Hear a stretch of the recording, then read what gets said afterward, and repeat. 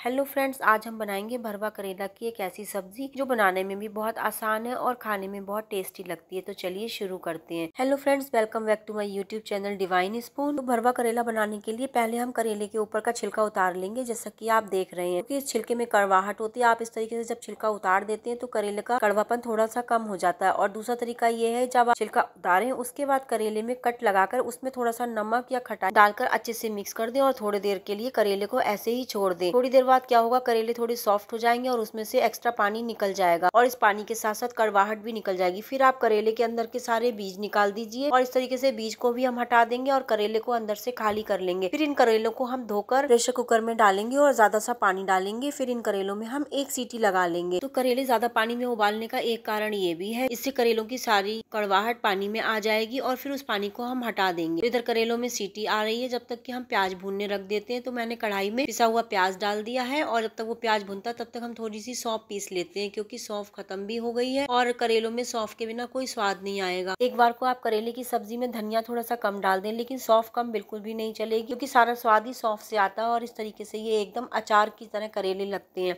इन करेलों को बनाकर आप फ्रिज में कई दिन तक स्टोर करके रख सकते हैं और जब आपका मन करे तब आप 2 करेले निकालिए, तवे पे हल्के से ऑयल डाल के उसमें फ्राई कीजिए और खाइए। चलिए, इधर सौंफ भी पिस गई है और करेले भी उबल गए। करेलों को मैंने पानी में से निकाल के अच्छे से निचोड़ लिया है और हमारा प्याज भी इधर भुन गया है। अब हम उसमें कुछ बेसिक से मसाले डालेंगे। मसालों में मैंने हल्दी पाउडर, धनिया पाउडर, लाल मिर्च पाउडर, अमचूर पाउडर और साथ ही मैंने 5 से 6 चम्मच सौंफ डाली है और अमचूर पाउडर भी मैंने 1.5 चम्मच के करीब डाला है, जिससे हमारे करेलों में एक अच्छी सी खटास आए और उसकी कड़वाहट कम लगे। अब हम इसमें स्वाद के अनुसार नमक डालेंगे, साथ ही थोड़ा सा पानी डालकर इस मसाले को तब तक भूनेंगे जब तक कि ये तेल ना छोड़ दे। जैसे ही मसाला तेल छोड़ देगा उसे हम अच्छे से भूनकर एक प्लेट में निकाल लेंगे और अब हम इस मसाले को, जो हमने करेले उबाले थे, उसमें हम स्टफ कर देंगे। और ये लीजिए, हमारे भरवा करेला 90% बनकर तैयार हो गए हैं। जब भी मेरे पतिदेव थोड़े से करेले ज्यादा ले आते हैं तो मैं इसी तरीके से करेले बनाकर फ्रिज में स्टोर करके रख देती हूँ, क्योंकि हमारे यहाँ करेले की सब्जी बहुत ज्यादा खाई जाती है। एक तो ये हमारे लिए बेनिफिशियल भी होती है, थोड़े डायबिटीज पेशेंट्स के लिए भी अच्छी होती है। जब भी आपके यहाँ करेले ज्यादा आ जाए तो आप इस तरीके से बनाकर स्टोर करके रख लीजिए। अब हम क्या करेंगे, इन करेलों को कढ़ाई में थोड़ा सा ऑयल डालेंगे और जो हमने स्टफ करके करेले रखे थे उन सभी को कढ़ाई में डालकर अच्छे से हल्की आंच पर भून लेंगे। तब तक भूनेंगे जब तक करेले की स्किन ऊपर से ब्राउन ना हो जाए। आप बहुत ज्यादा मत भूनिएगा, क्योंकि आप इन्हें स्टोर करके रखेंगे। जब भी आपको खाना होगा तो आप निकाल